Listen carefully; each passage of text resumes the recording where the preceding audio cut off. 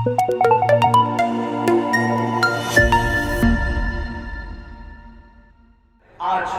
پوری دنیا میں مسلمانوں کے گھر خطرے میں، جن کو گھر اچھا بھلا نظر آتا ہے، شام ہوتے ہوتے وہی گھر زمین میں دھس جاتا ہے، زمین بوس کر دیا جاتا ہے۔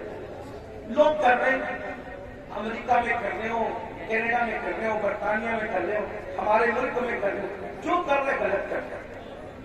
میں ان کی تائید نہیں کر رہا کیونکہ وہ میرے سامنے ہے نہیں، میں ان کی بات نہیں کروں۔ میں بات تو آپ سے کروں گا کیونکہ آپ میرے سامنے بیٹھے، جو سامنے نہ ہو اس سے بات کرنا بیوقوفی۔ جب وہ سامنے ہوں گے اللہ توفیق دے گا تو ان سے بھی بات کریں گے، لیکن آپ سے بات کریں گے۔ مگر ان سے بھی دو جملے کہتا ہوں اس لیے کہ دیواروں کو کان ہوتے، اللہ کرے دیواروں کے کان کے ذریعے کسی کے کان تک بات پہنچے۔ لوگوں کو پتا ہونا چاہیے کہ جو چونٹی کا گھر اجاڑے، چونٹی کا، اللہ چونٹی کا گھر اجاڑنے والوں کے بھی گھروں کو ویران کر دیتا ہے۔ انسان کے گھروں کے دشمن نہ بنو۔ اگر تم کسی کے نشیمن پہ بجلی گراؤ گے تو اللہ تمہارے نشیمن کو بھی خاک میں ملا دے گا۔ طاقتور تم نہیں ہو، طاقتور صرف اللہ ہے۔ جس وقت یزید نے حکومت کے نشے میں حسین کا گھر اجاڑا تو یزید خوش تھا۔ اللہم صلی علی نعرہ تکبیر، دروشی پڑھتے ہیں۔ اللہم صلی علی سیدنا و مولانا محمد مہاجر الجود والکرم وآلہ وصحبہ وبارک وسلم، صلاۃ و سلام علیک یا رسول اللہ۔ تو یزید خوش تھا، میں نے حکومت کے نشے میں حسین کا گھر اجاڑ دیا، پورا گھر کاٹ دیا، اب حسین کی نسل نہیں رہے گی، میرے لیے راستہ کلیئر ہو گیا۔ جو میری راہ میں رکاوٹ بن رہا تھا میں نے سب کو کاٹ دیا، لیکن وہ 8، 12 یا 14 بیٹوں کا باپ تھا۔ یزید 8، 12، 3 ولایتیں یا 14 بیٹوں کا باپ تھا اور ہٹتے کٹتے بیٹے رکھتا تھا۔ اور حسین کی نسل کے بارے میں اس کو یہ بغض تھا کہ میری حکومت میں جو چیز رکاوٹ ہے میں نے ختم کر دیا، مگر قدرت نے بتایا یزید تو طاقتور نہیں ہے، طاقتور اللہ ہے۔ 14 بیٹے چھوڑ کے مرا تھا، آج نسل نظر نہیں آتی۔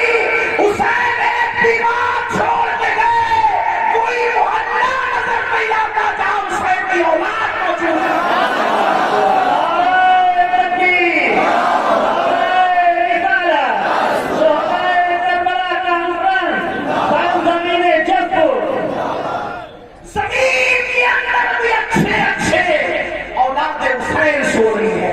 اور زمین کے اوپر بھی اچھے اچھے اولاد حسین نظر آ رہی ہیں۔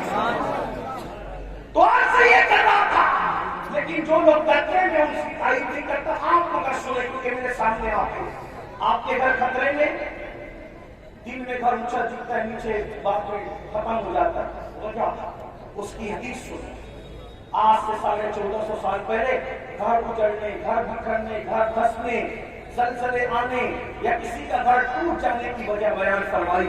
اللہ کے رسول علیہ السلام فرماتے ہیں جب تم گانے، میوزک اور شراب میں ڈوب جاؤ گے، یہ میں نہیں کہہ رہا ہوں، اللہ کے رسول فرمائے، جس کو علامہ ابن الجوزی نے نقل کیا ہے، توجہ کرنا، آقا ارشاد فرماتے ہیں کہ جب تم گانے اور میوزک کے اندر اور شراب کے اندر ڈوب جاؤ گے تو اللہ راتوں رات تمہارے گھروں کو زمین میں دھسا دے گا، راتوں رات تمہارے گھر زمین میں دھس جائیں گے۔ آج 16، 17 سال کی عمر کے میرے نوجوان فلم دیکھ کر، سیریل دیکھ کر نشے کی طرف جا رہے ہیں، میوزک کی طرف جا رہے ہیں، زنا فیشن ہو چکا ہے۔ امام حسین اسی کے خلاف تو کھڑے ہوئے تھے، اگر یہ سب کرتے ہو تو حسین ہی نہیں ہو تم، چاہے جو بن جاؤ۔ میں کسی ایک کو نہیں کہہ رہا ہوں، اپنے آپ میں ڈوب کر سوچو، اگر مسجد کو تم نے ویران کر دیا، اللہ کے گھر کو ویران کر دیا، فجر کی نماز میں سوتے پڑے ہو تو آپ 7 سمندروں کا بھی شربت بنا لو۔ توجہ کرنا، لوگوں کو میرے جملے تلخ لگتے ہیں لیکن کوئی کچھ کہے میرے بارے میں حقیقت ہے، 7 سمندروں کا شربت بنا لو، امام حسین کے نام پہ بانٹ دو، لیکن اگر تم دین مٹاؤ گے اور شربت بناؤ گے تو امام حسین اس شربت کو قبول نہیں کریں گے، بلکہ اس شربت کو تمہارے منہ پہ مار دیا جائے گا۔ لیکن اگر تم نے بالفرض ساری زندگی شربت بنایا بھی نہیں، شربت پلایا بھی نہیں، حتیٰ کہ شربت کا نام بھی نہیں لیا، لیکن امام حسین جس دین کو بچانے چلے تھے، اگر اس دین کی حفاظت کے لیے تم نے قربانی کی تو امام حسین قیامت میں تمہیں سینے سے لگائیں گے۔ میرے عزیز، میرے بھائی، آؤ امام حسین کے مشن کی طرف توجہ کریں۔ تو عرض یہ کر رہا تھا، آج کل 16 17 سال کی عمر کے میرے نوجوان اسی طرح شراب کی طرف، زنا کی طرف، جرائم کی طرف، میوزک اور گانوں کی طرف جا رہے ہیں، مسجدوں کو ویران کر چکے ہیں۔ میرے عزیز بھائی، اللہ کے عذاب کو دعوت نہ دے، اللہ کے غضب کو دعوت نہ دے۔